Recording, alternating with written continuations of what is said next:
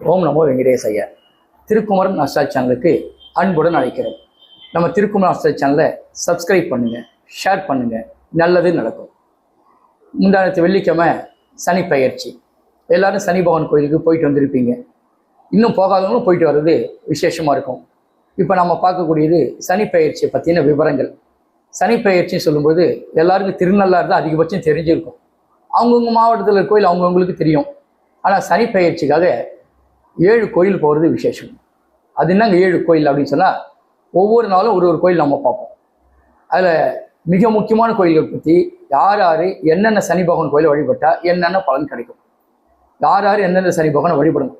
பொதுவாக சனி பகவான் எல்லாரும் வழிபடலாம். அவர் நீதிமான், ரொம்ப விசேஷமானவர், அவர் கெடுக்க மாட்டார் யாரையும். இருந்தாலும் அதுக்கு ஒரு தனி சப்ஜெக்ட், ஒரு பலன் இருக்குது. அதில் அந்த 7 கோயில்களை பற்றி தினம் தினம் ஒரு வீடியோவில் ஒரு கோயிலாக பார்ப்போம். யார் யார் என்னென்ன கோயில் வழிபட்டால் எப்படி பலன் கிடைக்கும், யார் யார் எப்படி வழிபடணும், எந்தெந்த ராசிக்கு எப்படி இருக்குது, அதை பற்றின ஒவ்வொரு கோயிலும் ஒரு நாளும் பார்ப்போம். அந்த 7 கோயில்கள் என்னன்னு சொன்னால், விழுப்புரம் விக்கிரவாண்டி அருகே இருக்கிற கோழியனூர் பாலீஸ்வரர், அது ஒரு கோயில். அடுத்து விழுப்புரத்துலேருந்து திருக்கோயிலூர் போகிறவழில் மாம்பழப்பட்டு உள்ள இறங்கி 2 கிலோமீட்டர் நடந்து போனால் கல்பட்டுன்றது யோக சனீஸ்வரர் கோயில்.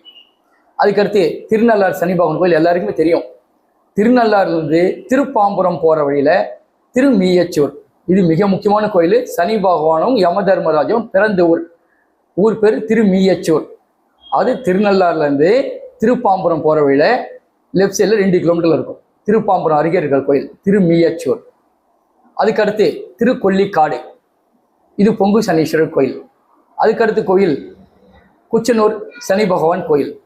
இப்படி 7 கோயில்கள் இருக்குது. இந்த 7 கோயில்களையும் தினம் தினம் ஒரு கோயிலாக நம்ம பார்த்துன்னு வருவோம். எந்தெந்த கோயிலில் எந்தெந்த ராசிக்கார் வழிபடணும், என்னென்ன பலன் கிடைக்கும், எப்படி இருக்கும், இதுக்கிடையில் சனி பெயர்ச்சி 12 ராசிக்கு எப்படி இருக்குன்றதெல்லாம் தினம் தினம் ஒரு வீடியோவில் பார்த்துட்டே வருவோம். தினம் நம்ம வீடியோவை பாருங்கள், சப்ஸ்கிரைப் பண்ணுங்கள், ஷேர் பண்ணுங்கள், நல்லதே நடக்கும். நன்றி, வணக்கம்.